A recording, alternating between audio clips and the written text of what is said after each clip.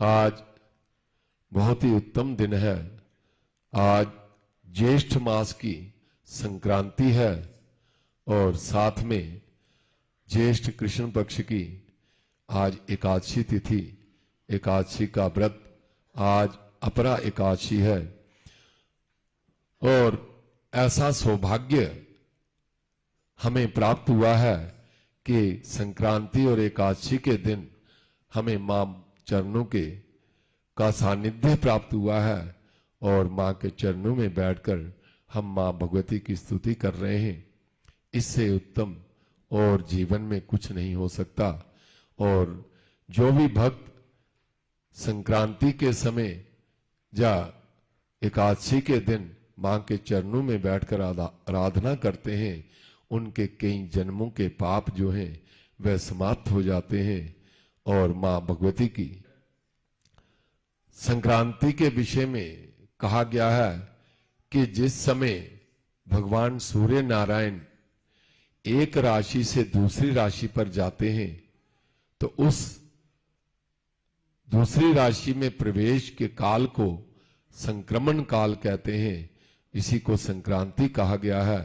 और कहा है रवे संक्रमण राशो संक्रांति रीति कथ्यते। सूर्य जिस राशि पर स्थित हो उसे छोड़कर दूसरी राशि पर जब प्रवेश करे उसका नाम संक्रांति है। और वर्ष में 2 अयन होते हैं, उत्तरायण और दक्षिणायन। और इन 2 अयनों में 12 संक्रांतियां होती हैं और 12 ही राशियां होती हैं। और सूर्य नारायण जो है एक राशि पर 1 महीना रहते हैं और इस प्रकार 12 राशियां बीतने पर 1 वर्ष बनता है। संक्रांति के विषय में कहा गया है कि इसका पुण्य क्या होता है। अन्य संक्रमणे पुण्य महा सर्व प्रकीर्तितम रात्रो संक्रमणे पुण्यम दिनार्धम स्नान दानयो अर्धरात्रावद तस्मिन् मध्याह्न तस्योपरि क्रिया ऊर्ध्वम संक्रमणे चोर्ध्वम उदयात प्रहर द्वयम। अर्थात सामान्य तौर पर सभी संक्रांतियां जो हैं उसकी 16-16 घड़ियां जो हैं वह पुण्य काल मानी जाती हैं। और इस पुण्य काल में किया गया धर्म कर्म, दान पुण्य, स्नान सूर्योदय के बाद, तो उस दिन पूरा दिन जो है वह पुण्य काल होता है। और अर्धरात्रि से पहले, मध्याह्न के बाद और अर्धरात्रि के पहले अगर दूसरी राशि में सूर्य नारायण प्रवेश करते हैं तो उस दिन का उत्तरार्ध भाग अर्थात दोपहर के बाद का भाग जो है वे पुण्य काल कहा गया है। और इसी प्रकार अगर अर्धरात्रि के बाद आने वाले दिन का पूर्वार्ध भाग उसका जो है पुण्य काल होता है। अगर अर्धरात्रि के बाद सूर्य दूसरी राशि में प्रवेश करते हैं तो, और सूर्य दूसरी राशि में प्रवेश करें पहले और बाद की के 3-3 प्रहर जो हैं वे पुण्य काल के माने गए हैं। और इस पुण्य काल में स्नान, दान, जप, ध्यान, पूजा पाठ आदि का विशेष महत्व होता है। और आज जो है सूर्य नारायण दोपहर को 11:44 पर मेष राशि से वृष राशि में प्रवेश करेंगे।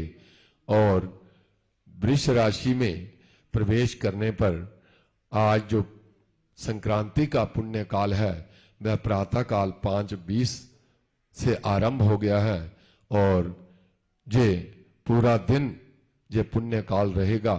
और आज के दिन बहुत से लोग जो हैं वह तीर्थों में जाकर स्नान करते हैं और तीर्थ यात्राएं करते हैं। तीर्थों में जाकर स्नान, दान और ध्यान करना चाहिए। स्नान से हमारा शरीर पवित्र होता है और दान से हमारा धन पवित्र होता है।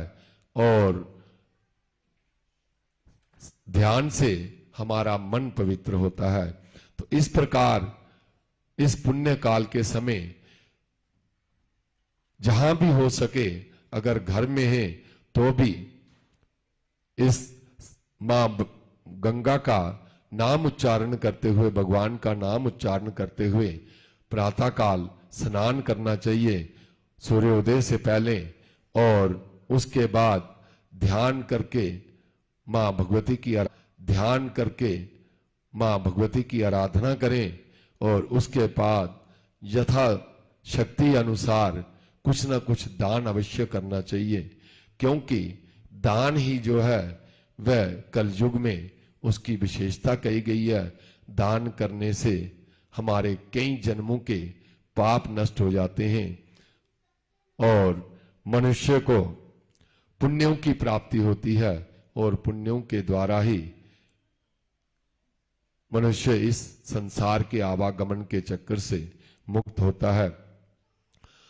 तो घर में स्नान करने से कुएं, बावली इत्यादि में स्नान करना उत्तम है, और उससे नदी में जाकर स्नान करना उत्तम है, और उससे भी उत्तम अगर कहीं तीर्थ स्थान में जाकर हम उस तीर्थ जल से स्नान करते हैं तो वो सबसे उत्तम माना गया है। और उसके बाद समुद्र में जाकर स्नान कर सकते हैं तो उसका भी फल अनंत गुना हमें प्राप्त होते हैं, तभी हमारा कल्याण होगा। क्योंकि प्रतिदिन अगर कोई दान ना कर सके तो वे जे विशेष पर्व जो होते हैं, संक्रांति, पूर्णिमा, अमावस्या, सूर्य चंद्र ग्रहण और जितने भी त्योहार हैं, इनमें अगर दान पुण्य किया जाए तो उसका भी अनंत गुना फल हमें प्राप्त होता है। और संक्रांति में दान करने से पूरे महीने के दान का फल प्राप्त होता है। बोल सांचे दरबार की जय। तो धर्म प्रेमी भक्तजनों, आज अपरा एकादशी का व्रत है, और एकादशी का व्रत जो है इसका करने से हमारे जीवन पूर्व जन्मों के कई जन्मों के पुण्य पाप जो हैं वह समाप्त हो जाते हैं और अनंत पुण्यों की प्राप्ति होती है। एकादशी के विषय में कथा जो आती है अपरा एकादशी की, कि युधिष्ठिर जी भगवान नारायण से, भगवान श्री कृष्ण से कहते हैं कि ज्येष्ठ पक्ष की एकादशी का क्या नाम है तथा उसका महात्म्य क्या है, मुझसे जे विस्तार पूर्वक कहिए।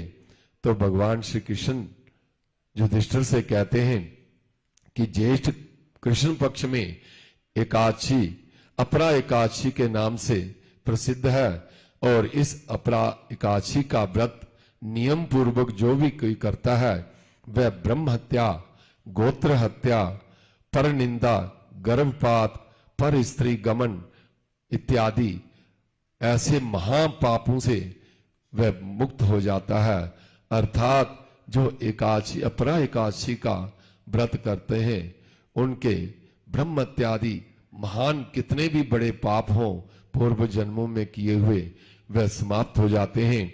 और जो कोई ब्राह्मण झूठ बोलता है, झूठे शास्त्र बनाता है और झूठे वेद पाठ करता है, जो क्षत्रिय अपने धर्म का पालन नहीं करता तथा जो शिष्य गुरु से विद्या प्राप्त करके उसकी निंदा करता है, और जे सभी प्रकार के महान पाप अपरा एकादशी का व्रत करने से समाप्त हो जाते हैं। परंतु अपरा एकादशी का व्रत करने से जे सभी पापी मनुष्य अपने पापों से मुक्त होकर सद्गति प्राप्त करते हैं। और हे राजन, कार्तिक मास में पुष्कर तीर्थ में स्नान करने से, गंगा में पिंडदान करने से और तर्पण करने से, कुंभ की संक्रांति में केदारनाथ के दर्शन करने से और कुरुक्षेत्र में स्नान करने से सूर्य ग्रहण के समय, और इस प्रकार जो संक्रांति के दिन दान पुण्य इत्यादि करते हैं वह मनुष्य, उसको जो पुण्य प्राप्त होता है उतना पुण्य मनुष्य को श्रद्धा भक्ति युक्त अपरा एकादशी का व्रत करने से ही प्राप्त हो जाता है। केवल एकादशी का व्रत करने से इतने बड़े पुण्यों की प्राप्ति होती है, इसका बहुत बड़ा महत्व है। और हमें जीवन भर कुछ ना कर सकें, परंतु अगर एक एकादशी का व्रत भी कर लें तो भी हमारा कल्याण हो जाता है। परंतु व्रत करते हुए हमें सावधानी रखनी है, कई प्रकार के नियमों का पालन करना है कि हम झूठ ना बोलें उस दिन, और निराहार रहकर व्रत करें, और किसी भी प्रकार का किसी से छल कपट ना करें, किसी से शत्रुता ना रखें, मन में बुरे भाव ना रखें, और केवल उस दिन भगवान का चिंतन करते हुए वह दिन व्यतीत करें, और रात्रि को जागरण करके दूसरे दिन द्वादशी के दिन व्रत का पालन करें।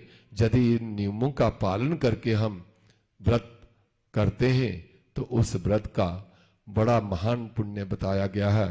तो इसलिए एकादशी का व्रत हमें अवश्य करना चाहिए।